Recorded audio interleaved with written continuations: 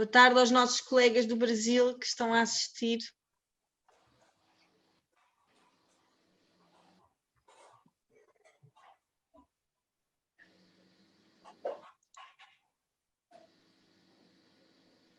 Vamos só aqui esperar assim uns 2 minutos para ver se todas as pessoas conseguem entrar, ok?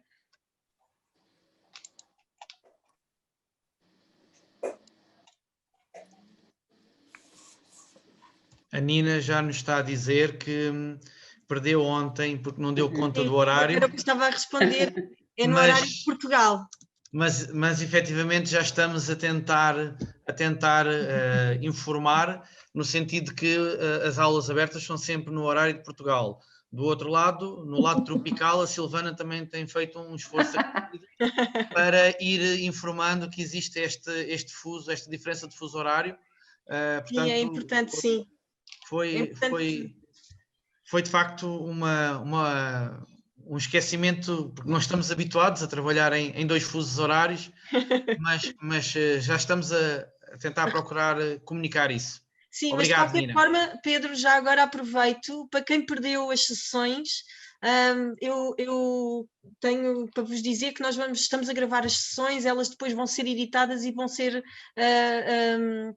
colocadas no nosso canal de YouTube. Portanto, estas sessões depois ficam disponíveis, ok? Para quem queira rever ou para quem queira ver pela primeira vez, caso não consiga assistir a todas as sessões que estão a ser desenvolvidas, ok?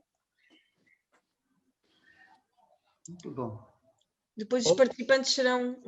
A Ana Beatriz diz, oba, temos que nos ir familiarizando com estas terminologias do outro lado do Atlântico. Pedro, você precisa tropicalizar, lembra? Tropicalizar, que eu falei para você? Isso mesmo. Silvana, estamos todos disponíveis para isso, portanto...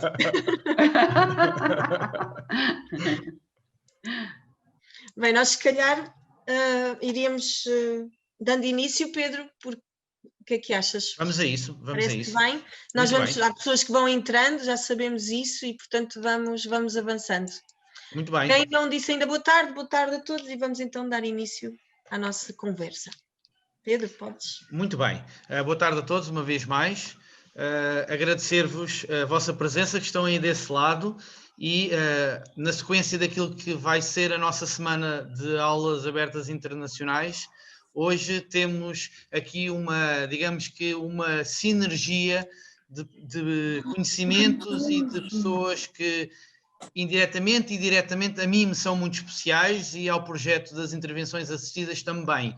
O contributo destas pessoas parece-me fundamental e, neste sentido, direcionar um especial agradecimento à doutora Ana Patrícia, que é a diretora de Escola de Educação do Instituto Superior de Educação e Ciências, que quando falámos pela primeira vez na possibilidade de implementar no Instituto uma pós-graduação de intervenções assistidas, foi quase, ouvir o sim da doutora Ana, foi quase belisquem-me que eu estou a sonhar. Portanto, agradecer uma vez mais à doutora Ana este voto de confiança e que já desde 2018, portanto já temos aqui um bebé que está a crescer, portanto, e graças a este voto de confiança da doutora Ana Patrícia, tem sido um sucesso pós-graduação de intervenções assistidas. Não me querendo alongar mais, e porque vai ser uma conversa, acredito, extremamente interessante, passo a palavra à doutora Ana para fazer a moderação desta conversa aberta e estou deste lado com muita atenção para vos ouvir a todos e a todas. Uma boa conversa e até já. Obrigada, Pedro. Bem, de facto, e já agora para seguir aqui no seguimento daquilo que o Pedro acabou de dizer, de facto, quando lembro-me perfeitamente da chegada do Pedro a uma reunião em que vinha fazer esta proposta e lembro-me também a primeira vez que apresentei esta proposta na direção do ISEC Lisboa, portanto, para além da escola, das restantes escolas que compõem o ISEC Lisboa, e que alguém dizia, pronto, tinha que ser uma ideia fora da caixa da Ana Patrícia, ou alguma coisa que surge sempre estas ideias fora da caixa.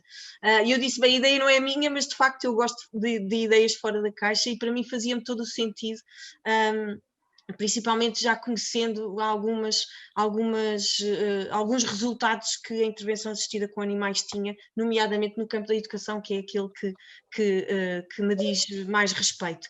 Bem, a nossa conversa, temos aqui, nós tínhamos previsto uma conversa com 4 convidadas, infelizmente a doutora Sandra não lhe foi possível estar presente por questões de saúde,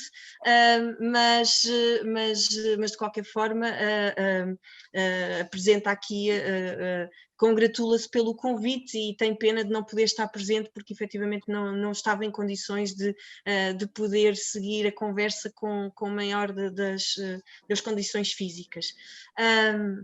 Nós temos aqui três convidadas. A nossa conversa, eu vou apresentando cada convidada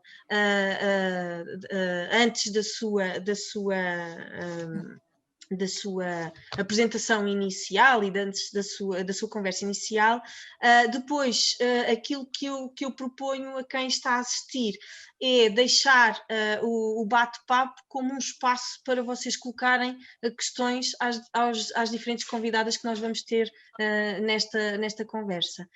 Portanto, peço-vos que vão deixando as vossas questões no bate-papo, que eu e o Pedro vamos aqui gerindo as questões que depois queiram eventualmente colocar às nossas convidadas, a quem eu muito agradeço a presença, a disponibilidade para estarem aqui, depois de um dia de trabalho, em alguns casos, num fuso diferente no caso da Silvana, portanto é um prazer muito grande ter-vos aqui, e agradeço-vos imenso o aceitarem este convite. Eu sei que é fácil aceitar convites do Pedro, e portanto, mas de qualquer forma devo-vos agradecer do fundo do coração por estarem aqui.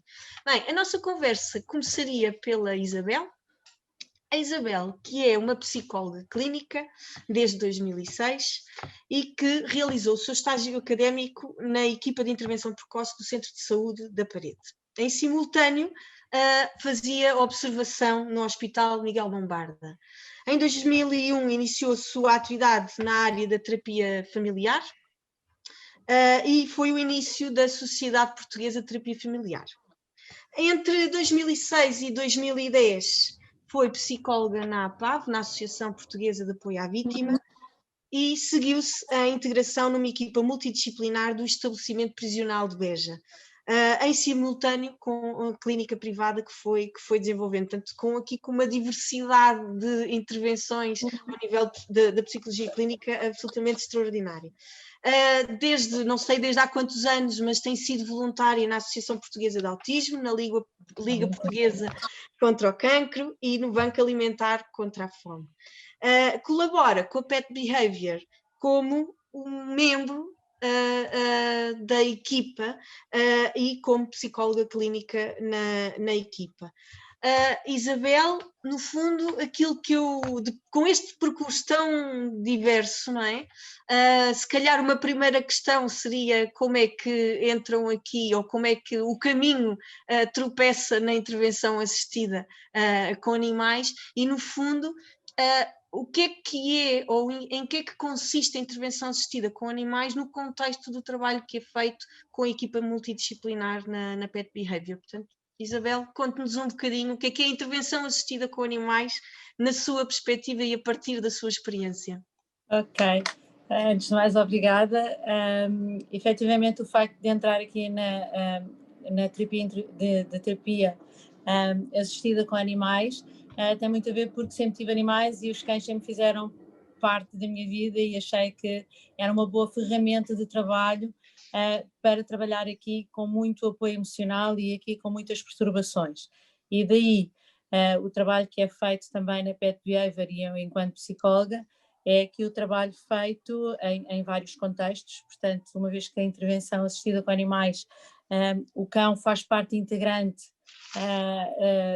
do tratamento com as mais diversas perturbações no desenvolvimento social, emocional, físico e cognitivo, portanto, e que permite aqui haver aqui um vínculo com o animal.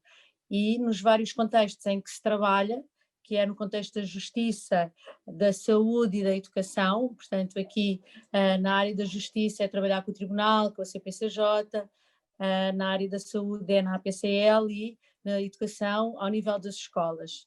Em qualquer uma dos contextos, o objetivo aqui é estabelecer o vínculo com o animal, que por vezes não se consegue estabelecer, por exemplo, num seio familiar, e perceber aqui como é que ele nos transporta depois para a vida real. Portanto, em que muitas das vezes os pacientes vão colocando ali os sentimentos deles, as emoções, e depois como é que isto vai passar para o seio familiar, por exemplo. Portanto, pensando aqui nas famílias que se acompanham, ou nos meninos que se acompanham ao nível da justiça. Portanto, mas é muito aqui o animal é como um catalisador, portanto, como um ajudar. Estou a pensar aqui num caso em que havia aqui uma dificuldade na comunicação entre a mãe e o filho, portanto, e aqui em determinados jogos, com o cão como um facilitador e uma ferramenta, acaba por aqui promover a comunicação, o afeto, o perceberem que conseguem aqui melhorar a relação deles. Portanto, esta é assim das áreas que se intervém e que acaba por ser importante. Já agora, Isabel, pegando um bocadinho nesse exemplo, a aceitação por parte dos intervenientes, imagino que das crianças, no caso, não seja muito difícil, mas a aceitação por parte dos intervenientes é fácil? Como é que é a aceitação deste tipo de intervenção? Porque apesar de tudo, nós que vamos estando ambientados e conhecedores deste tipo de intervenções, sabemos os benefícios que são imensos, mas não é assim para todas as pessoas. Como é que é esta aceitação e esta entrada do cão no processo? É fácil porque o cão acaba por ser aqui e para mostrar que muitas das vezes, às vezes eles não nos conseguem dizer determinadas coisas e às vezes vão contar segredos aos cães. Portanto, acaba aqui por ser um estímulo muito grande, até pelo toque, pela parte mais sensorial, pela parte do carinho, portanto, e da brincadeira. Portanto, isto acaba por ser aqui uma relação que eles vão estabelecendo com o paciente e com o cão, e que eles vão contando e vão estando à vontade e aceitam. Portanto, e os adultos, as famílias, também, como é que é a reação? Também? Ao início, a primeira vez, portanto, não é que sejam muitos casos que se trabalhe com os dois membros, com a criança e com o adulto. No início, se calhar, havia aqui esta resistência, o que é que um cão vem aqui fazer, e já tivemos essa pergunta, o que é que o cão vai ajudar, mas depois quando começam a perceber que os jogos funcionam e que aqui esta partilha e que se calhar o filho até consegue ensinar alguma coisa ao adulto através do cão, acaba por ser muito enriquecedor. E depois já nos dizem, afinal o cão faz falta aqui, portanto afinal o cão é bom a participar aqui, mas as crianças aceitam muito mais facilmente e até é muito mais fácil a criança estabelecer um vínculo com o animal do que às vezes o adulto, mas é possível e tem sido possível e acontece. Sim, no contexto da educação, a terapia assistida com animais já é capaz de ser das áreas onde é mais longa a história, não é? Seja com cavalos, com burros, com golfinhos, nós sabemos e conhecemos seguramente vários estudos nesse sentido. E na área da saúde, é fácil entrar na área da saúde quando nós falamos de intervenção assistida com animais? Eu creio que não é fácil, mas é de todo muito importante, e a experiência que eu tenho tido enquanto pet behavior e trabalhando na área da saúde aqui com paralisias cerebrais e com o tipo de paralisias, acaba por ser extremamente importante, porque eles acabam por ficar muito mais relaxados, acabam por ficar muito mais tranquilos, conseguem comunicar, que muitas das vezes não conseguem comunicar com outras pessoas e conseguem comunicar com o cão. Pode não ser muitas das vezes verbal, porque às vezes não conseguem dizer determinadas palavras, mas com gestos, e o cão responde, como por exemplo dar a pata, ou senta, o deita, eles conseguem comunicar e é fácil, não é uma dificuldade, portanto, e o contacto, claro, com eles, portanto, com o toque, que é o afeto, o abraço, portanto, eles conseguem dar, e o cão também consegue dar abraços, portanto, é extremamente enriquecedor. Ao nível das escolas, acaba por ser também, porque aí trabalha-se mais os autismos, as perturbações da primeira e segunda infância e até mesmo na adolescência, portanto uma trissomia, aqui há algumas dificuldades de aprendizagem, de concentração, portanto, e tudo através do cão é muito mais tranquilo, é muito mais fluido, e a criança acaba por se empenhar e por se dedicar muito mais. E o facto de haver uma rotina, o facto de haver aqui semanalmente, acabamos por perceber que naquele contexto, enquanto está com o cão, a criança consegue focar, consegue muitas das vezes focar com o cão e às vezes não focar com o adulto, mas consegue fazê-lo com o cão. Portanto, e pedir também, o pedir a pata, o fazer circuitos, portanto isto tudo faz com que a criança se dedique muito mais e aprecie muito mais a presença do cão e trabalhe com muito mais atenção e foco. Isabel, eu agora estava a recordar-me um bocadinho do seu percurso profissional e a experiência no estabelecimento prisional de Beja. E recordo de um estudo que li há relativamente pouco tempo sobre esta questão, porque o Pedro deixou-me o bichinho, não é? Isto é o problema de contactarmos com o Pedro, e li um estudo sobre o uso no contexto da educação, não tanto com crianças com problemas, sim, com perturbações. Mas com crianças e jovens com desvios comportamentais, se quisermos chamar, custa-me sempre, nomeadamente esse estudo falava sobre situações de bullying, em que era trabalhado com o cão, não só as vítimas como os agressores, e que se descobriam histórias e vivências dos agressores que no fundo acabavam por também eles ser vítimas noutro contexto, não é? E portanto reproduziam essa agressividade depois com outros que eles consideravam mais vulneráveis ou mais frágeis. Isso é algo que ainda não sei se já houve ou não situações deste tipo. Seria uma área interessante a explorar? É um bom desafio para o Pedro, que por acaso é um ótimo desafio e tem muito a ver aqui com o facto desses adolescentes ou portanto nesses contextos acabar por não pertencerem a lado nenhum. E o cão acaba por ser aqui um grupo de pertença, eu pertenço a alguma coisa, eu tenho aqui algum objetivo, porque não têm afeto da família, não têm afeto muitas das vezes dos pais, e aqui acaba por às vezes eles até podem ter aqui alguma, por exemplo, só o facto de usar óculos é uma forma de gozar, portanto eu estou a ver aqui a Patrícia a usar óculos, eu também uso, mas às vezes gozam, e só o cão não goza, o cão não critica, o cão aceita aquela pessoa como ela é, se usa umas calças rotas, se usa óculos, se é um bocadinho mais cheinho, se é um bocadinho mais magrinho, portanto aceita incondicionalmente aquela pessoa, e isto acaba por ser um estímulo muito grande para se poder trabalhar as questões de vítima, da autoestima, que se trabalha muito bem. Eu tenho situações em que a criança no início, e isto é em contexto de tribunal, mas é um bocadinho às vezes meninos que me chegam desta forma, e neste momento a maneira como coloca a voz, a maneira como coloca o corpo, a maneira como fala é completamente diferente, e tudo com a ajuda do cão, sim. Portanto, acaba por aqui promover este objetivo e este grupo de pertença, principalmente, pertencer a algum lado. Sim. Obrigada, Isabel. Pedro, fica aqui o desafio de trabalhar esta questão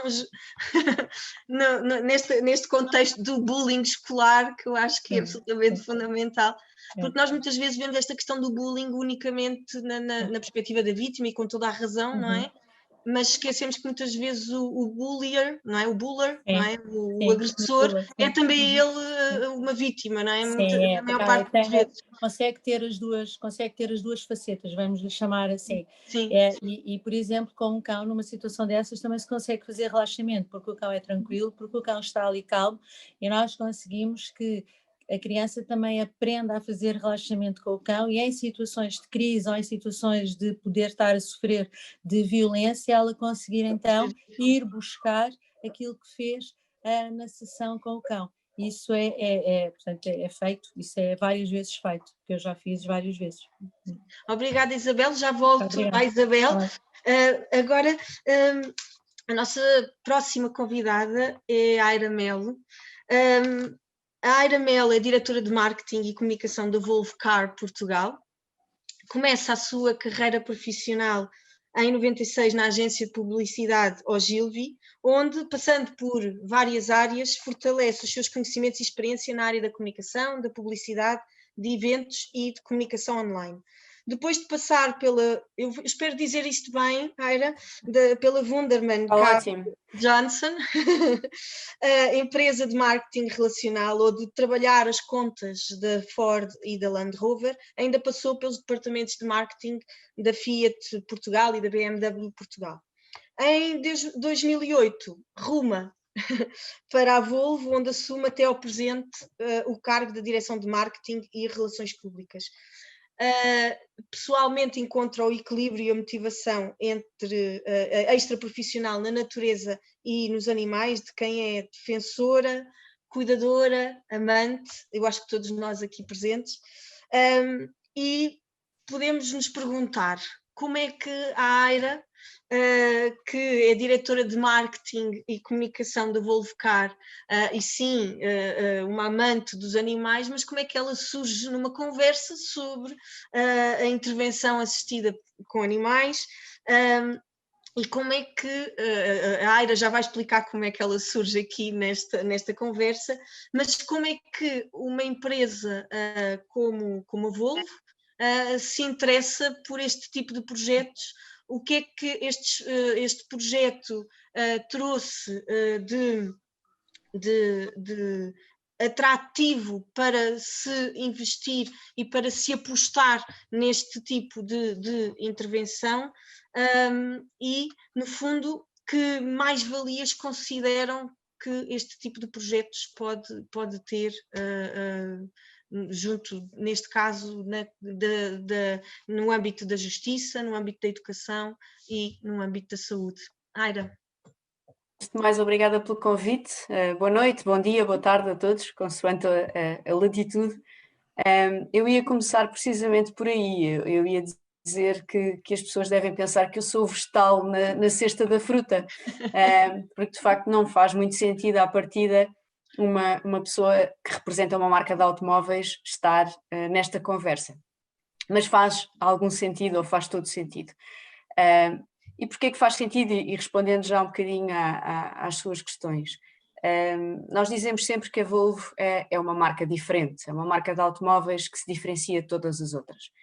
E é claro que todos dirão, todas as marcas dizem o mesmo, é a forma de ganharem a atenção das pessoas e de ganharem o privilégio de serem adquiridas pelas pessoas. Mas não é bem assim. De facto, a Volvo é uma marca sueca, a única marca sueca de automóveis que existe na atualidade, e como sabemos, a Suécia é um país fortemente social, é um país onde, de facto, o civismo, o cuidado com as pessoas, toda a social-democracia tem um peso muito, muito importante.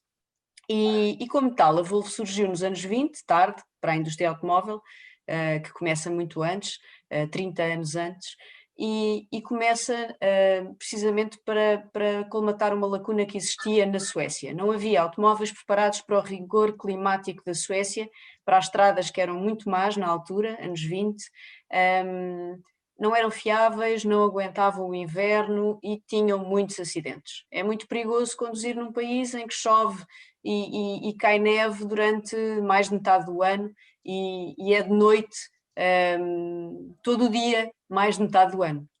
Portanto, a sinistralidade era gigante, as pessoas ficavam feridas gravemente, morriam, e os automóveis não eram uma coisa boa, eram um sinónimo de sofrimento. Os fundadores da Volvo quiseram dar a volta a isto e criar uma marca diferente que não só tivesse os automóveis mais resistentes, mais duráveis e mais seguros possível, como também uma marca com um forte pendor social.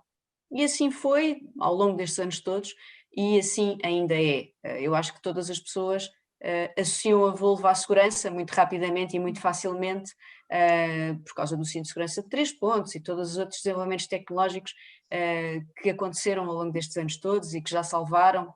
Até estamos a comunicar neste momento, só o cinto de segurança, mais de 1 milhão de pessoas, estima-se. Portanto, faz algum sentido, ou faz todo sentido, a Volvo associar-se a causas sociais. E temos feito isso não só em Portugal, como nos outros mercados em que estamos representados, em diferentes áreas, ao longo de toda a existência da marca. E é claro que, sendo eu uma apaixonada por animais, não só cães, gatos, papagaios, tudo que seja animal, até de cobras gosto, e conhecendo o Pedro e conhecendo o projeto do Pedro, foi muito fácil e muito imediata esta ligação. Eu acho que se as marcas tiverem todas um pouco deste pendor social, tudo é mais fácil, tudo anda para a frente com mais celeridade. Nós sabemos que as marcas têm budgets, têm a possibilidade de investir. Se todos ajudarmos um bocadinho, não só os automóveis, todas as marcas de todos os setores, se todas tiverem um pouco de apoio social a projetos que de facto fazem a diferença e que valem a pena ser apoiados e ser ajudados, muito mais seria possível de concretizar e de fazer a bem da sociedade. E é essa a nossa posição, é essa a nossa postura. Depois, a dada altura, surgiram os nossos mini carros elétricos, os S90 Kids, que são os velhinhos carrinhos a pedais, de quando éramos todos criança, há 30 anos, 20 anos, 40 anos, depende da idade de cada um, que agora são elétricos. São elétricos, têm um motorzinho, tocam buzina, tocam rádio, dá para pôr uma USB com as músicas que o miúdo prefere, enfim, um luxo, não é? Um luxo, estragados com mimos. E como surgiram esses carrinhos, nós pensámos, por que não associar aos animais, nas terapias, esses carrinhos quando estávamos a fazer terapia com crianças.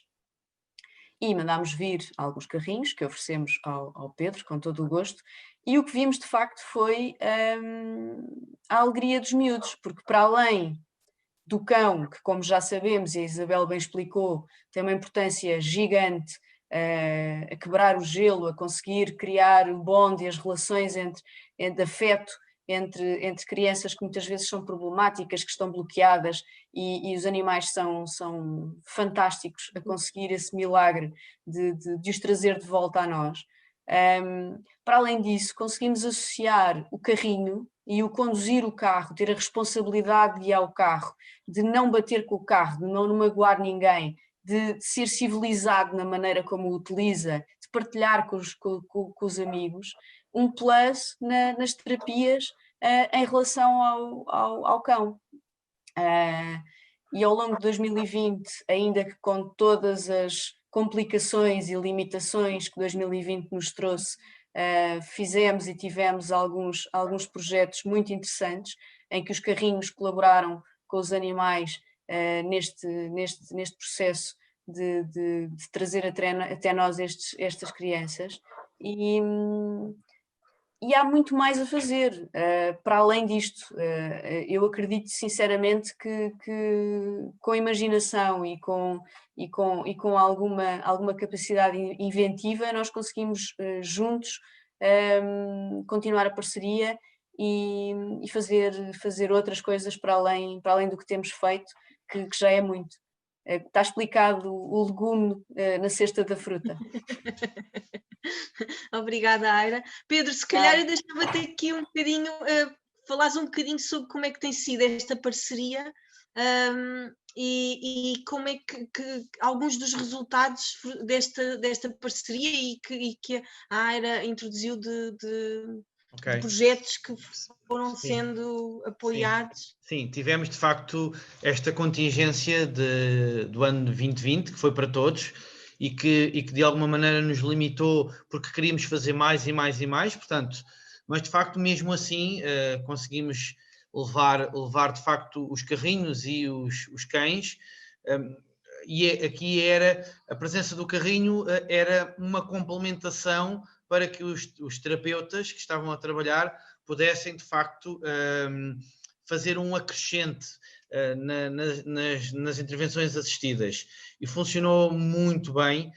Inclusive tivemos a oportunidade depois no final, gostaria de passarmos um vídeo sobre uma reportagem que foi feita neste âmbito. Funcionou efetivamente muito bem, e como diz a Aira, há muito mais para fazer, porque de facto quando nós estamos interligados e quando nós estamos no mesmo olhar para a frente, e a essência que é esta questão das intervenções assistidas, e neste caso o privilégio que é também poder contar com o apoio da Volvo, e acaba por esta sinergia ser quase como natural, é de facto muito especial poder acumular, digamos assim, esta ferramenta que é o carro com o colaborador que é o cão nas intervenções assistidas com os animais.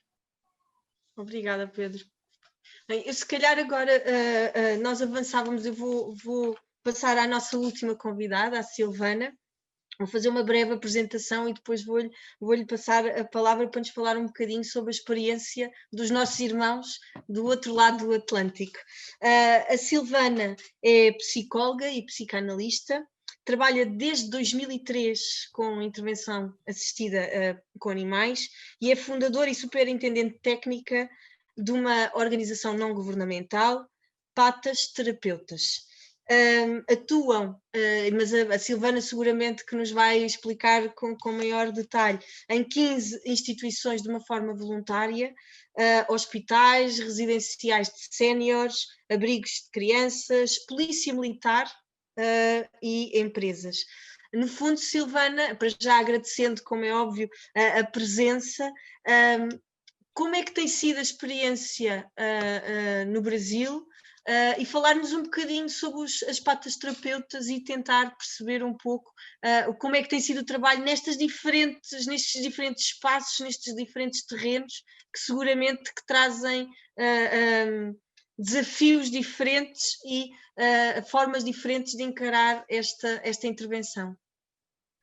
Primeiramente, muito obrigada pelo convite, estar aqui representando o Brasil. Eu e o Pedro aqui estamos traçando uma parceria muito legal, né, Pedro?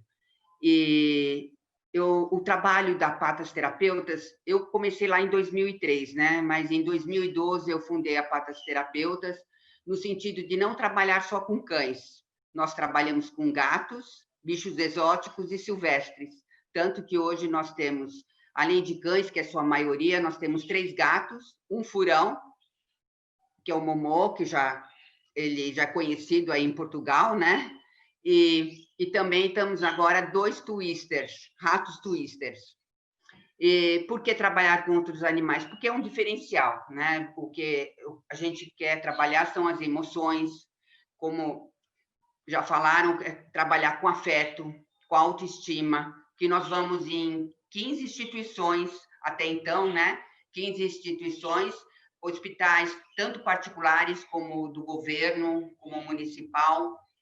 Também vamos em casas asilares, né? Casas residenciais de idosos, abrigos de criança, na polícia militar, também em empresas, em eventos, tudo isso para ajudar as pessoas no sentido de suscitar todas essas emoções. Nos hospitais, aqui foi um trabalho árduo no começo, mas hoje nós sentimos aqui que as instituições estão mais abertas para esse tipo de trabalho, porque eles perceberam o quanto nós fazemos a diferença quando vamos dentro de uma instituição. Tanto que a gente tem devolutiva de que o dia que a gente vai em hospitais é o dia que as crianças tomam menos medicação. Os profissionais, eles se sentem melhor. Então, é um trabalho, assim, difícil de fazer, porque é um trabalho com voluntários, são mais de 100 voluntários, são mais de 85 animais hoje a gente tem, e precisa de ter toda uma logística para trabalhar o humano e o animal nisso tudo, né?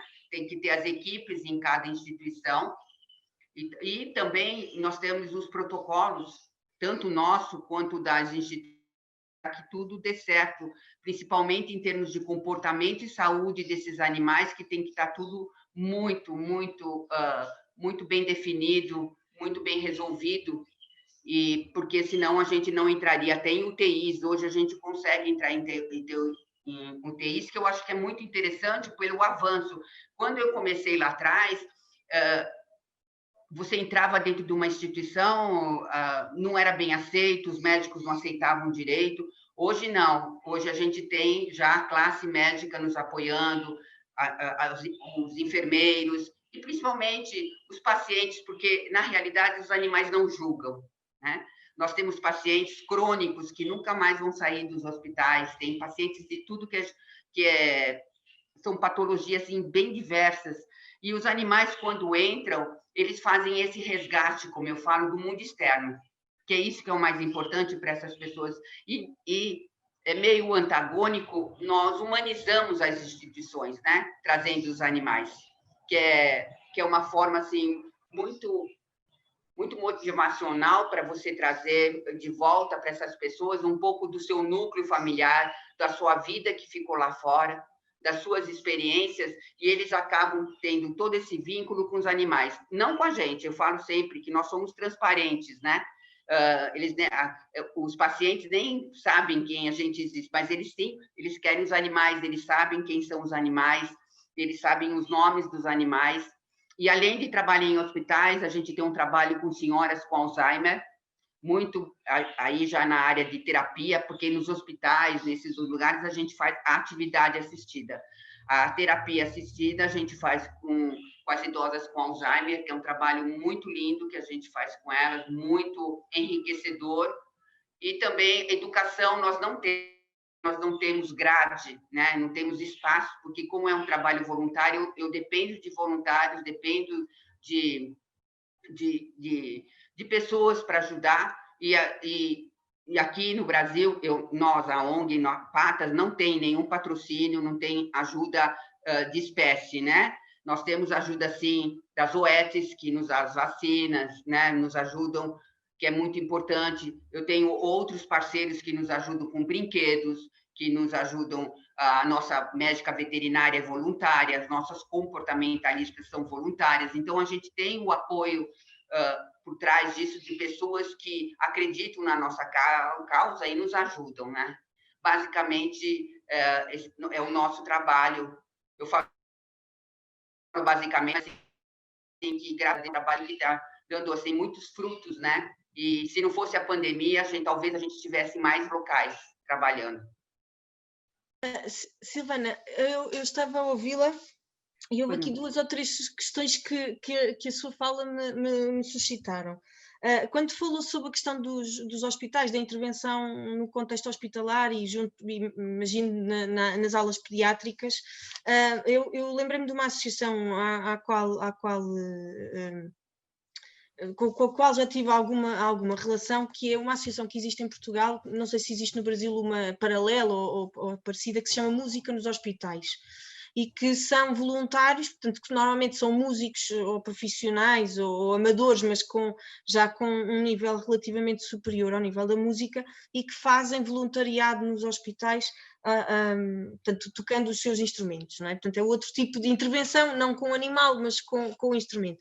E uma das coisas que uma vez, falando com uma dos membros da direção desta associação, que ela me falou, foi da exigência do ponto de vista de formação, que é portanto, aquilo que é exigido aos voluntários, entre aspas, não é? Para estarem preparados para entrarem dentro de um contexto hospitalar, não só do ponto de vista de mecanismos, portanto, estratégias de contenção de infecções, etc., não é? Que todos nós, quando entramos num contexto hospitalar, nomeadamente, por exemplo, em contextos de IPOs e onde se tratam cancros, que é particularmente importante, mas também falou sobre a questão de a formação das pessoas que vão, que se oferecem para ser voluntários nesta associação, a formação do ponto de vista emocional e psicológico dos voluntários em relação a este tipo de intervenção. Eu, conhecendo aqui a experiência com o Pedro, sei que a formação do ponto de vista do treinador, não é? E de quem atua com o cão, que é feita e é feita com um rigor muito, muito grande. A minha questão é, quando esses voluntários que trabalham nos hospitais, portanto, esta seria a minha primeira questão, vocês fazem formação adicional e complementar nesta área? Se sim, se efetivamente isto é importante, ou se não, se seria importante, porque bem, a mim parece-me que o trabalhar em determinados contextos, nós precisamos de ir com alguma preparação emocional, psicológica, para encarar determinadas situações, não é? Sim, nós temos uma palestra inicial que nós damos para as pessoas que querem trabalhar. Nós aceitamos voluntários com e sem animal, porque a pessoa sem animal também nos ajuda, né, na dinâmica ali, na logística, né, do nosso trabalho, porque a gente trabalha em equipes. E também nós temos assim, nós deixamos, como nós trabalhamos de segunda-feira a quinta-feira e aos domingos, e são 15 instituições, nós deixamos a escolha livre para o voluntário devido ao seu tempo, né? Porque aqui em São Paulo a gente tem um trânsito, até então, antes da pandemia, a gente tinha um trânsito muito grande, então, para a locomoção, então eles teriam que ter meio período para esse trabalho. Então, a gente faz essa palestra inicial, onde a gente explica todo o nosso trabalho, e depois esse voluntário querendo trabalhar, ele vai em três vezes nos hospitais, nos locais que ele prefere trabalhar. Tem as pessoas que gostam de trabalhar com crianças em hospitais, crianças de uma certa patologia, tem outras que também gostam de trabalhar com crianças de abrigo, que são diferentes, com idosos com Alzheimer, outros idosos institucionalizados. Então, e aqui assim, eu não tenho algo assim direcionado para a capacitação do voluntário para aquelas instituições. O que a gente faz é uma capacitação no sentido de se sentir bem, de fazer o trabalho, de levar, né, o coração para aquele trabalho. E aquela pessoa que não se sinta bem, que tem alguma coisa, ela fala comigo diretamente, ou fala com o coordenador, aí a gente dá um apoio e, às vezes, troca essa pessoa de instituição, se ela não quiser, não aguentar, né, trabalhar nessa instituição. E a pessoa que já entra para trabalhar, ela já sabe o que quer. Eu acho que a pessoa já vem com uma estrutura interna preparada para esse trabalho, para querer estar dentro de uma instituição, que é isso que é o mais importante. Já existe esse voluntário para essa ação. Sim. E a gente só dá uma lapidada. Sim, uma preparação, porque muitas vezes nós, principalmente neste contexto de voluntariado, muitas vezes temos vontade, mas não, se calhar muitas vezes sem o conhecimento na totalidade daquilo que nos espera no terreno, não é?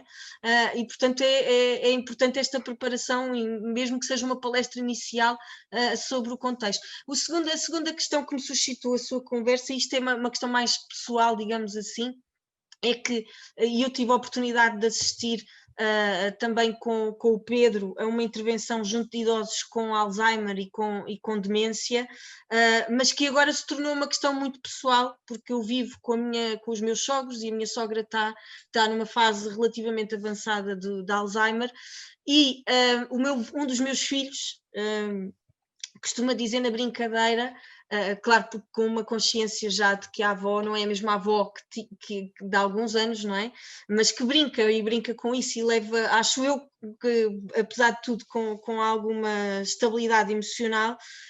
Nós temos um cão e o nome do cão não se esquece, e do neto às vezes esquece, e ele diz às vezes na brincadeira: ó vó, o do Sherlock tu não esqueces, o meu esqueces. Isto quer dizer alguma coisa sobre o teu amor por mim? E ele leva isto na brincadeira, mas isto tudo para dizer que é de facto extraordinário como a relação que ela tem, aliás, ela durante o tempo que está connosco, porque ela está 15 dias connosco e 15 dias com a minha cunhada, o meu cão aumenta de peso, porque ela quer sempre dar-lhe de comer e quer sempre estar a tratá-lo, e esquece que já lhe deu, e portanto eu tenho, durante 15 dias fica de dieta. Mas isto, agora fora de brincadeira, mas isto de facto eu sinto diariamente, não é, quando ela está connosco, esta relação de uma afetividade enorme e de uma relação que é quase que inexplicável entre ela e o cão, não é?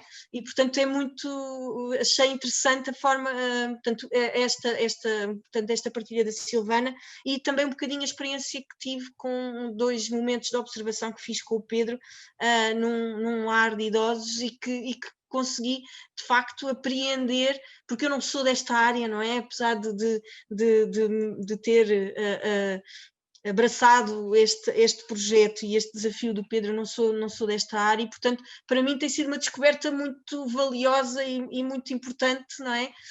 O ir percebendo de facto o poder que os animais têm nestas circunstâncias e nestes contextos, não é? Nestas situações. Eu lembro-me que, nomeadamente na visita que fiz com o Pedro a este lar de idosos, de haver idosas que sabiam que aquele era o dia da visita do cão, portanto a memória era claramente seletiva, portanto a demência não lhes permitia ter memórias a curto prazo, mas o dia da visita do cão não era esquecido, e portanto isto é de um valor absolutamente extraordinário, que de facto quando nós experienciamos já não é alguém que nos diz que acontece, é algo que nós vivenciamos, e portanto torna-se muito, muito gráfico e muito forte, não é? Mas é isso mesmo que acontece, mesmo dentro dessas instituições, esses residenciais idosos, eles não sabem quem a gente é, nem procuram saber o nosso nome, mas eles sabem exatamente quem são os animais. Se eles não lembram do nome, eles lembram de como é o animal, eles querem. Tanto que eu tive, aqui no Brasil, teve um fechamento total nesses residenciais, e num deles a profissional, ela entrou em contato comigo, pedindo para eu enviar vídeos dos nossos cachorros, dos nossos animais, porque lá também vai gato, né? Dos nossos animais, porque eles já estavam entrando em demência, porque eles estavam fechados. A demência, aliás, estava aumentando. E aí nós enviamos os nossos animais, vídeos dos nossos animais, e eles amaram assistir, e ela falou assim, que toda vez que elas assistiam um filme, parece que elas ganhavam mais alegria, mais força, e elas chegavam a apontar e falar o nome do animal, depois de um tempo que estavam lá. É incrível isso, né? Silvana, aliás, é muito interessante esse comentário e essa experiência, porque alguém aqui comentava no bate-papo, eu já não me lembro quem, mas li aqui no bate-papo, que sugeria que era muito importante perceber a importância neste confinamento da presença / ausência de um animal para conseguir sobreviver, não é, a este contexto de confinamento, e já não sei falar nas questões de lares residenciais, que aí pelo menos há mais companhia, e mesmo assim era sentida a falta, mas de centenas e centenas de idosos que estão sozinhos em suas casas, e tentar perceber de facto a importância do animal na facilitação deste momento de confinamento que é difícil para todos nós, não é? E que foi difícil para todos nós. Eu não sei se há alguma de vós que queria acrescentar alguma coisa àquilo que nós estivemos aqui a conversar. Se não, eu se calhar abriria agora a oportunidade às pessoas de colocarem questões. Pedro, queres passar o vídeo primeiro antes das questões? Sim, podemos tentar passar então aqui o vídeo. Carlos, é possível permitir a partilha de ecrã? Claro que sim, a partilha de ecrã está sempre disponível. Já está? Então vamos a isso. Vou passar o vídeo então. Se calhar víamos agora o vídeo e depois então abriria espaço para as questões às nossas convidadas. Ok, então vou partilhar o vídeo.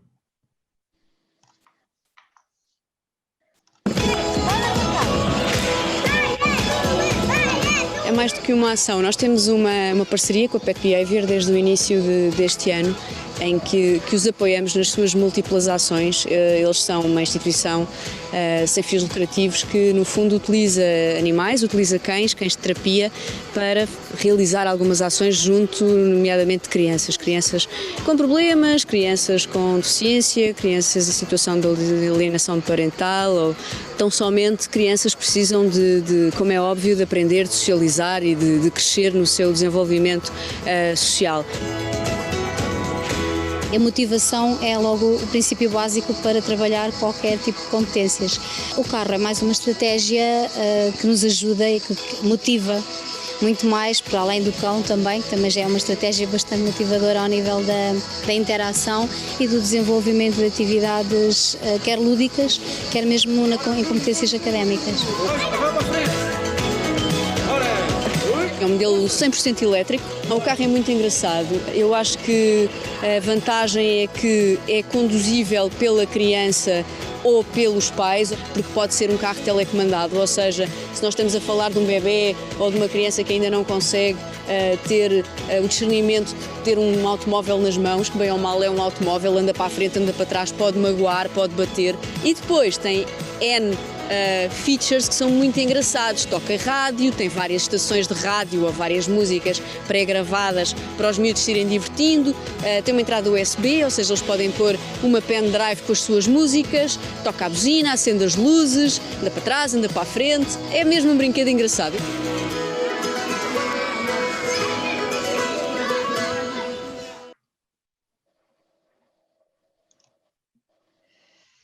Pronto, achei que era interessante fazermos aqui uma contextualização de como é que o carro pode funcionar, uma vez que pode parecer abstrato, como é que nós conseguimos, numa intervenção assistida com animais, utilizar um carro e um cão para fazer este tipo de intervenção.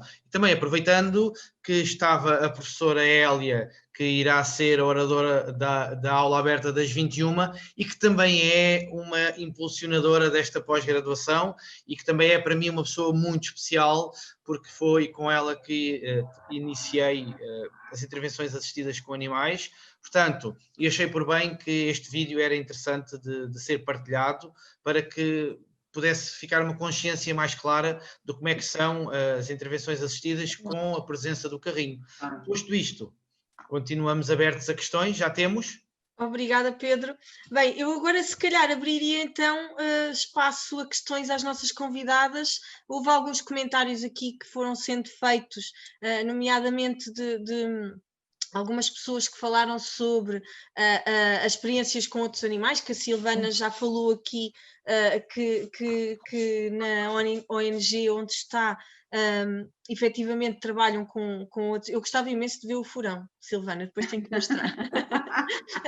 Com gatos e furões, portanto há efetivamente a experiência com outros animais. Aliás, no âmbito da pós-graduação, o Pedro, os alunos entram em contacto com a intervenção assistida com burros também, portanto é feito esse trabalho com burros.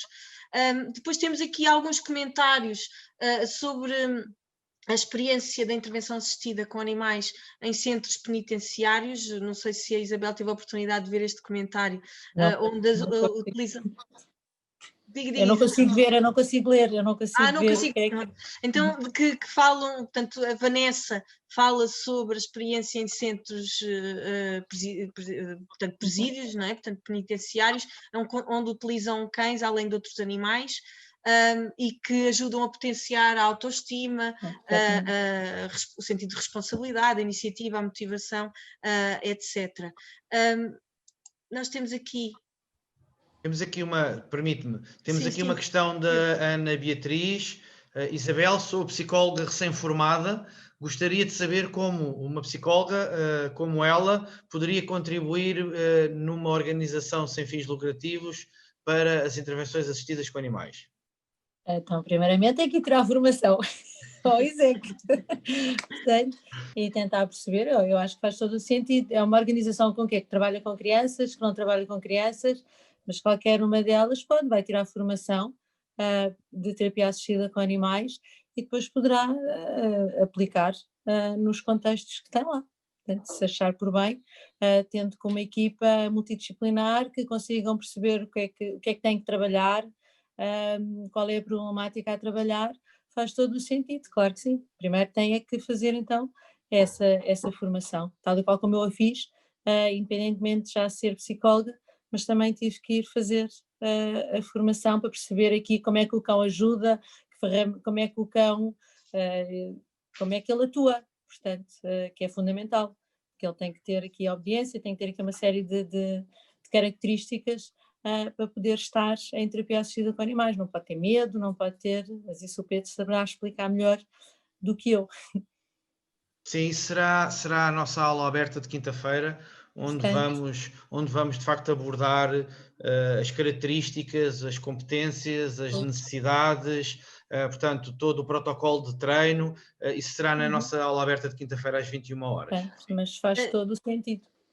Temos aqui mais uma questão da Bruna portanto, que coloca a questão de que existem benefícios que são mantidos em crianças após a intervenção no seu dia-a-dia, isto é para a Silvana ou para a Isabel, e depois acrescenta, por exemplo, após as atividades assistidas por animais em hospitais, portanto, se há ou não resultados que são visíveis e que são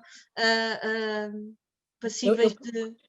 Eu poderei responder, e aquilo que eu tenho como feedback quando trabalho com crianças, e aquele exemplo que eu dei há bocado do relaxamento, é que efetivamente a criança acaba por usar o relaxamento e vai recorrer ao exercício que fez para usar no seu dia-a-dia, isso sem dúvida, e mesmo até aqui a comunicação entre pares, entre as famílias, portanto usa sem dúvida, sim. Silvana, não sei se quer comentar em relação à questão dos hospitais e à intervenção após nos hospitais. Deixa eu ver se eu entendi direito. Eu acho que eu não entendi direito a pergunta. Bruno, o que perguntava era se são visíveis os benefícios após a intervenção assistida no contexto hospitalar, os benefícios com as crianças. Sim, existe bastante, não só com crianças, mas a gente atende adultos também, atende idosos que estão dentro de hospitais. Assim, principalmente as crianças, elas ficam mais ativas, elas tomam menos medicamento, elas ficam com menos dor, elas ficam mais ativas, elas querem sair. Nós temos casos de crianças que não conseguiam sair por conta de depressão, porque por conta de todos os procedimentos. Depois da nossa visita, as crianças conseguem receber alta e ir embora para casa.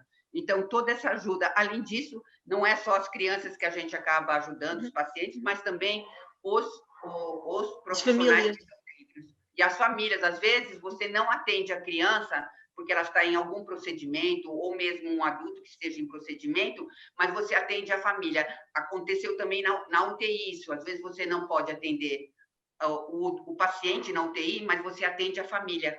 Você faz a diferença para aquela família, e não somente, porque aí vai fazer a diferença para o paciente, então forma uma corrente, né? Sim, sim. Temos aqui uma pergunta da Pilar, e penso que quer a Silvana, quer a Isabel podem responder esta questão, que é: a terapia com animais tem resultados com crianças com transtorno do espectro do autismo? Sim. Sim. Responde, Isabel, depois eu respondo. Ok. Tem. Sem dúvida que tem. Portanto, pelo facto de eles no início possam chegar à sessão um bocadinho mais sossegados, mais quietos, sem tentar interagir, mas sem dúvida que sim. Portanto, fazem o foco, tentam olhar para o cão, conseguem trabalhar aqui muitas das vezes o antes e o depois, na elaboração de uma história, a nível de matemática, a nível da leitura. Portanto, o cão acaba por estar ali como um apoio e como uma ferramenta para interagir com eles. Portanto, isto sem dúvida a nível do espectro do autismo que tem bastantes vantagens, portanto, até ao nível de eles conseguirem controlar os movimentos mais estereotipados, os gritos que eles muitas das vezes têm, e com a presença do cão eles acalmam, com a presença do cão eles relaxam e estão prontos para fazer a atividade, para fazer a tarefa. Portanto, sem dúvida que é um grande ganho. Sim. Eu noto também que o vínculo com o animal, ele é muito mais rápido, né, do que é com a gente. Porque muitos, eles nem olham, nem querem o vínculo com a gente. E que quando você coloca o animal, assim, os níveis, né, do transtorno, mas acabam mais cedo, mais tarde, todos eles se vinculando com o animal, porque eles têm um comportamento, principalmente com o cão, né, eles têm um comportamento muito semelhante, e isso faz com que a terapia, o que você pode fazer, os objetivos que você tem com aquela criança, você acaba indo por esse caminho e por meio do animal, além de ajudar esse animal socialmente, né? Porque quando você conversa com o animal, ele não vai falar ele vai falar com o animal, né? Ele vai falar pelo animal. E também melhora muito também a comunicação. A comunicação até com a família, porque eu não faço só com a família, com a criança, eu vejo o contexto familiar, e isso acaba melhorando muito também essa socialização entre a família com essa criança, que eu acho que é muito importante. Temos aqui, Silvana, isto aqui no seguimento dos resultados com as crianças no contexto hospitalar, temos aqui um comentário muito engraçado, que é da Manu, que já tivemos casos em que a criança não queria receber alta para esperar os animais na semana seguinte, o que é muito, quer dizer, tem alguma, tem aqui é um sintoma do resultado e da importância que o cão estava a ter na vida daquela criança, não é? Exatamente, acontece muito isso, e é importante que o hospital entende isso e segura a criança, porque tem crianças que já estão com a malinha pronta para ir para casa, já estão de alta, mas ficam lá esperando pelos animais. Que isso é muito importante, porque você vê assim como é que o benefício que isso faz para essas crianças, e muitas vezes essas crianças nem têm animais em casa, né? Sim. Ou mesmo a gente sabe quando eles tiram foto dos animais e levam para casa a foto e ficam com a foto do lado da cama. Então, olha só, ficam dentro dos seus pertences, ficam com foto do animal. E eu acho que isso é o vínculo que você faz, né? Toda essa afetividade, né? Sim, sim. Temos aqui uma questão da Ivani que pergunta se há conhecimento de protocolos de análise para a intervenção assistida com animais, com crianças com deficiência, portanto com déficits, e fala também do conhecimento que tem da experiência positiva do cão em aspectos relacionados, por exemplo, com a aquisição da linguagem. Eu conheço alguns projetos no desenvolvimento da leitura, por exemplo, crianças com dificuldade na leitura e que é usado o cão para intervir a esse nível. Mas, aqui no Brasil a gente tem muitos projetos, muitos trabalhos, muitas profissionais que já trabalham na área da educação. Aliás, nessa pandemia foi muito bom, porque nós descobrimos vários profissionais que trabalham, que até então a gente nem conhecia, cada um trabalhava, né, no seu local, e hoje a gente vê que, graças a Deus, que no Brasil eu vejo assim, um potencial muito grande, pessoas muito sérias trabalhando, né, com as intervenções assistidas, que é isso que é muito importante falar. Há aqui algumas questões sobre como é que é a inserção do gato, em concreto, na terapia assistida. O gato, ele é mais para atividade assistida, não para terapia assistida, né? Porque o cão é mais utilizado para terapia, que você consegue ter mais controle, né? O gato, tem crianças, tem idosos que preferem gato do que cão, que gostam mais. Então, eles recebem a visita do gato e não recebem a visita do cão, eles não querem saber do cão. E a gente quebrou também um estigma em relação ao gato, porque muita gente fala, gato, ele arranha, ele morde, né? As pessoas têm, assim, às vezes, uma aversão cultural em relação ao gato, e a gente consegue quebrar isso com as visitas que a gente faz, porque a gente vê inicialmente a pessoa, não quero, gato, não quero. Aí, depois de um tempo, aí você vê a pessoa lá fazendo o carinho para o gato, porque é uma delícia, o gato fica lá, você faz carinho, são gatos diferenciados. É muito importante falar que o gato, ele tem uma avaliação muito mais rígida, assim como o furão, os twister, e os cães são avaliações diferenciadas para esse animal poder estar lá com aquela criança ou aquele idoso, muitas vezes com acesso, com ataduras, então a gente tem que tomar todo um cuidado com esse animal. E também quebrar o estigma com os profissionais dos hospitais, porque, gato pode trazer doença, como se só o gato trouxesse alguma coisa de malefício. Então, a gente tem que quebrar também tudo isso. E o Momô também, o Furão vai no hospital também, tá? O Momô, ele está em todas aí, então ele vai também, e foi também uma quebra, né, de todo esse estigma, assim, ainda com um bichinho que é totalmente exótico, né? Sim. Completamente diferente. Há aqui uma pergunta da Lívia, no sentido de saber se esta intervenção em contexto hospitalar se também é feito com crianças em tratamento oncológico. No meu caso, sim, né? A gente trabalha com crianças oncológicas, aliás, trabalhamos com diversas patologias, né? Com crianças oncológicas, trabalhamos na quimioterapia de um hospital, trabalhamos com crianças que estão nefrologia, hematologia, pré e pós-transplantado, crianças com deformidades congênitas. Nossa, eu nem sei, assim, crianças crônicas, crianças que estão com traqueotomia, né? A gente vai visitar essas crianças, então é uma, assim, essa questão do pelo, tudo, não existe naquele contexto. A gente toma todo um cuidado da sepsia, tudo isso, mas ali, às vezes, o animal fica na cama dessas crianças, porque é esse contato, né, que eles querem, porque muitas dessas crianças, elas não podem nem se levantar, nem sair da cama, então o cão é colocado, o animal é colocado realmente na cama dessas crianças, e isso é um bem enorme, porque eles não julgam, né, e as crianças já estão numa fase difícil, né, de deformidades, da parte mesmo da estética, e o animal vai lá para fazer toda essa diferença para essa criança, trazendo todo o resgate dessa autoestima. Sim. Não sei se há aqui mais alguma questão. Obrigada, Silvana, peço desculpa. Aqui a Ivani fez só aqui mais um comentário em relação à questão dos protocolos, não é? De análise, porque portanto, ela diz que não é exatamente neste sentido da aquisição ou da linguagem, portanto são crianças com deficiência não oralizadas, eu estou a ler exatamente como ela colocou, não com relação ao desenvolvimento da linguagem ligada à leitura, que foi o exemplo que eu dei. Ela diz que sente falta de protocolos de análise para poder verificar ou medir a influência da intervenção assistida em crianças com graves deficiências. Não sei se alguma de vós tem conhecimento, ou eventualmente o Pedro, de alguns protocolos que permitam, de facto, fazer esta avaliação dos benefícios e dos resultados obtidos através da intervenção assistida. Eu creio que Pode falar, Isabel. Força, Isabel.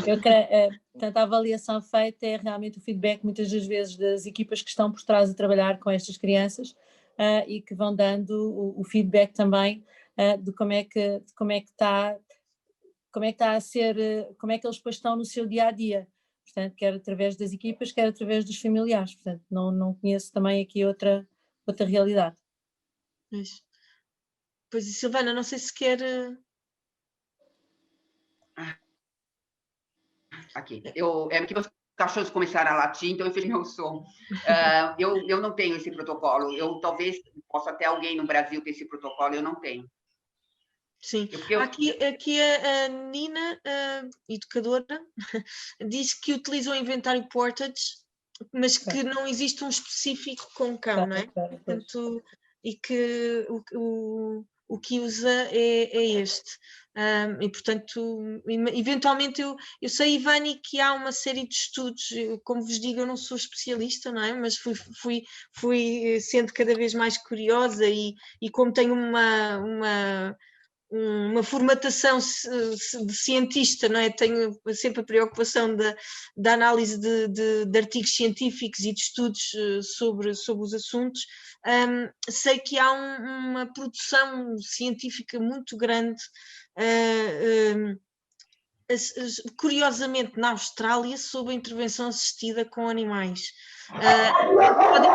Eu não me lembro de de ter visto nenhum sobre esta questão em particular, mas pode eventualmente numa pesquisa mais aprofundada e com maior conhecimento de casos encontrar alguns que eventualmente trabalhem essa questão, não é? Não sei se, Ivani, se ajudei muito, mas de facto, como eu não sou eu a especialista, não sei. Não sei se haveria mais alguma questão que gostassem de colocar. Ana Patrícia, deixa-me só acrescentar força. Que nós, durante a formação da pós-graduação, fazemos a partilha de alguns desses estudos e estamos neste momento a levantar tudo aquilo que existe em termos de estudos a nível internacional no âmbito da utilização dos cães nos mais diversos contextos terapêuticos. Portanto, esta é digamos que é um upgrade que estamos a fazer a nível da formação da pós-graduação, em trabalho de equipa desenvolvido também com um dos formadores que amanhã vai falar na aula aberta sobre a psicologia de luto. Portanto, estamos a fazer aqui um levantamento de tudo o que são os trabalhos e as recolhas científicas que existem a nível mundial e que depois irão ser partilhadas com todos os nossos alunos da pós-graduação. Obrigada, Pedro. Nada. Bem, temos aqui uma pergunta agora, como falaste na questão da pós-graduação, se será presencial ou à distância da Cássia. Já agora, aqui já é algo que me diz respeito a mim. Nós efetivamente estamos a preparar a pós-graduação do ISEC Lisboa para ser à distância, exatamente para podermos dar resposta a uma série de solicitações que têm vindo de vários locais. E, portanto, estamos neste momento a preparar para essa possibilidade que em princípio será para 2021. Certo, Pedro? Certo, Patrícia. Não sei se há mais alguma questão que gostassem de colocar às nossas convidadas. Acabámos um bocadinho, se cá estamos aqui também foi menos uma pessoa, faz logo a diferença, não é? Se calhar, Pedro, não sei qual é a tua opinião, mas como temos uma sessão, temos aqui...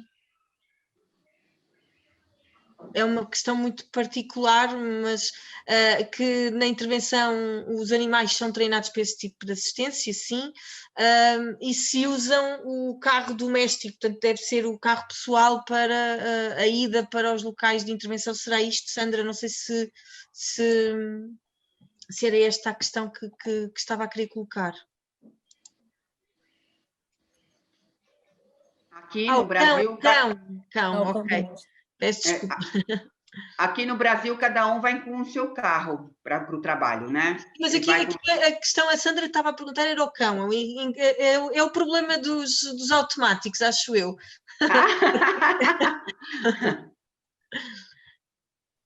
Sim, é a escrita inteligente, exatamente. É inteligente, mas muitas vezes não é, Sandra? Já entendi. Pedro, não sei se querem... Eu não percebi se a questão está dirigida para nós, ou seja, eu não percebi se a questão é Portugal ou Brasil. No entanto, eu vou responder em nome de Portugal. Acabo por pedir à Sandra para, se possível, estar presente na aula aberta de quinta-feira, onde vamos abordar muito concretamente a questão do cão e a partir do momento que nós abordamos a presença do cão com um fim ou com um âmbito na intervenção assistida com animais, ele não pode ter o enquadramento de um cão doméstico. Portanto, tem um enquadramento completamente diferente, para além digamos que da especificidade que tem que ter estes cães no que concerne à sua missão como um colaborador no âmbito das intervenções assistidas. Portanto, é óbvio que a premissa pode ser, o ponto inicial, o cão ter as competências e ter as características para um cão de intervenções assistidas, mas na abordagem e na continuidade daquilo que é o trabalho a desenvolver com este animal, ele deixa de ter um enquadramento de um simples cão doméstico e passa a ter um enquadramento como um cão de trabalho. Portanto, é um cão que desenvolve competências muito específicas numa intervenção muito específica também. Pedro, se calhar no seguimento do que estás a falar, nós temos aqui uma questão da Raquel Coelho, que gostaria de saber se é necessário o cão ter alguma credencial, permissão, para poder ser cão de terapia em Portugal. Bom, em Portugal ainda existe esta omissão de existir uma entidade reguladora na área das intervenções assistidas com animais. Portanto, temos este vazio, mas este vazio não é só em Portugal, temos este vazio em Espanha, temos este vazio numa série de países, porque não há um reconhecimento do cão de intervenções assistidas como uma vantagem para o contexto da terapia. Portanto, aquilo que existe são, efetivamente, formações adequadas e direcionadas para o âmbito das intervenções assistidas, e aquilo que nós desenvolvemos, e aqui puxando um bocadinho para o nosso lado, e aquilo que nós desenvolvemos no Instituto Superior de Educação e Ciências é uma unidade curricular muito específica para a preparação do cão no âmbito emocional e no âmbito de competências adquiridas, para que o cão possa estar, então, devidamente enquadrado no que concerne às intervenções assistidas com animais. Aqui no Brasil também, a gente não tem nenhum tipo de certificação. Pois. Eu acho que é mundial isso, né? São poucos países que, de facto, têm acreditação do cão de intervenções assistidas.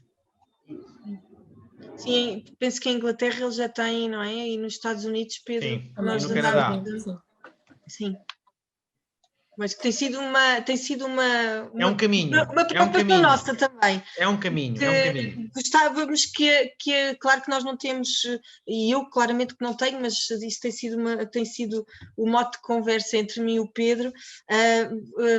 Sentimos que, do ponto de vista, porque nós não temos influência sobre a decisão legislativa, não é? E, portanto, e regulamentadora, mas eu penso, como noutras áreas de intervenção que também tiveram que fazer o seu caminho até que as coisas estivessem regulamentadas e explícitas do ponto de vista de lei. Aliás, eu acho que no caso da intervenção assistida e dos cães de assistência, etc., e nós já conhecemos várias situações e vários casos que depois deram para o torto, e desculpem o meu termo mais coloquial, é absolutamente fundamental que que se caminhe para uma regulamentação e para uma clareza muito grande do rigor e da qualidade das formações que se fazem a este nível, porque efetivamente é estar a trabalhar sem uma orientação muito clara do ponto de vista legal e que é absolutamente fundamental, absolutamente fundamental. Nós tínhamos aqui alguns comentários, portanto, de alguns colegas do Brasil a dizer que efetivamente no Brasil se passa um pouco o mesmo, não é? Portanto, que há também esta ausência, digamos assim, de algum contexto legal que permita este enquadramento e até esta regulação, e eu peço desculpa, eu vou voltar aqui um bocadinho atrás, porque há bocado quer a Silvana, quer a Isabel estavam a falar sobre a importância do cão na regulação do nosso comportamento, e nós temos, portanto, o ISEC tem várias escolas superiores dentro da instituição ISEC, e no âmbito de outra escola, não é da minha, nós temos uma aluna que sofre de problemas de ansiedade graves, porque se automutila quando fica demasiado ansiosa ou demasiado estressada. E ela fez um pedido ao ISEC para autorizar a presença do cão nas nossas salas, não é? Portanto, ela tem que se fazer acompanhar do cão. Claro que nós não o podemos fazer antes de pedir a um especialista que nos avaliasse de alguma forma, porque, quer dizer, com preocupação com aquela aluna e que tínhamos, não é? Não podíamos depois pôr em causa todos os outros que estariam em sala com a colega. E de facto, pronto, depois foi feito um trabalho também com o cão, que é uma cadela por acaso, não é um cão, e é uma aluna que leva, aliás já faz parte da turma, não é? É mascote quase que da turma, e já não concebem sequer estar em sala de aula sem a cadela em turma. E, portanto, isto lembrava-me, porque a Isabel falava sobre esta questão da importância do cão na regulação do comportamento, não é? E sempre que ela sente que a dona está mais ansiosa, simplesmente põe o focinho em cima do colo e enquanto ela está a fazer festas não se está a automutilar. E portanto isto em contexto de uma faculdade, não é? Do ensino superior, nós temos situações destas e orgulhamos-nos de aceitar e de incluir todas estas situações em que se vê efetivamente a importância do cão na regulação dos comportamentos, não é? Neste caso concreto. Pedro, não sei se querias acrescentar alguma coisa. Aqui, só posso falar, eu queria falar uma coisinha. Ah, é? Então vamos lá. Não, é aqui, falando em faculdade, aqui eu não conheço, assim, diretamente alguém que leve o animal em sala de aula, em faculdade, mas o que a gente faz, a PATA, os terapeutas faz, semana de prova em faculdade, eles nos chamam para ficar com os alunos, para desestressar os alunos para aquela semana de prova, de medicina, essas faculdades que é bem mais punk, né? As provas. Então, eles nos chamam e a gente vai lá com os nossos animais, e aí a gente vê aqueles estudantes rolando no chão com os cachorros, com os animais. Esse, assim, já é um caminho, né? Silvana, pare com as ideias para o Pedro, por favor. Não, mas acho uma ótima ideia, estou a brincar. Não, mas acho uma ótima ideia, estava a ouvi-la e parece. Nós temos uma experiência muito simples, não é? Nós, todos os anos, no ISEC, temos um dia que chamamos o Pet Day. E todos, professores, alunos, colaboradores, todos levam o seu animal de estimação e, portanto, vão para as aulas, fazem o seu dia normal e levam, às vezes há assim uma confusão um bocadinho maior, porque há 2 ou 3 cães que não gostam uns dos outros, mas a verdade é que é um dia um bocadinho especial e todos os que têm, como é óbvio, trazem o seu pet para o ISEC. Pedro, ias dizer qualquer coisa? Não, ia apenas acrescentar, e pegando aqui na questão do recurso das intervenções assistidas em contexto hospitalar, de facto eu sinto que é um abismo que existe entre o Brasil e Portugal, isto porque de facto nós somos um país muito sanitarista, portanto, não é numa perspectiva bilateral, porque esta questão das zoonoses parece que e eu não sou especialista na área veterinária, mas de facto temos muito trabalho alavancado nessa matéria e temos muito conhecimento aprofundado com estudos que foram desenvolvidos e de facto existe o estigma de que em contexto hospitalar o cão vai transmitir imensas zoonoses e que está comprovado cientificamente de que, feitos os protocolos adequados, as coisas não são efetivamente assim, mas pronto, como estamos realmente num país muito sanitarista, tem sido de facto dificuldade a incrementação de cães de intervenções assistidas em contexto hospitalar. No entanto, lá está, eu acredito que o caminho tem que ser feito, tem sido um caminho efetivamente muito progressivo, no que concerne à utilização dos cães nos mais diversos contextos e acredito que em contexto hospitalar chegará o dia em que também vamos conseguir incrementar a presença dos cães neste contexto. Portanto, este é o abismo que eu tenho sentido naquilo que eu tenho trocado em termos de experiências com a Silvana, é o único abismo que nos vai mantendo aqui em termos de implementação deste tipo de terapia, que nos vai mantendo aqui, eles estão um bocadinho mais à frente face a este condicionalismo que existe em Portugal.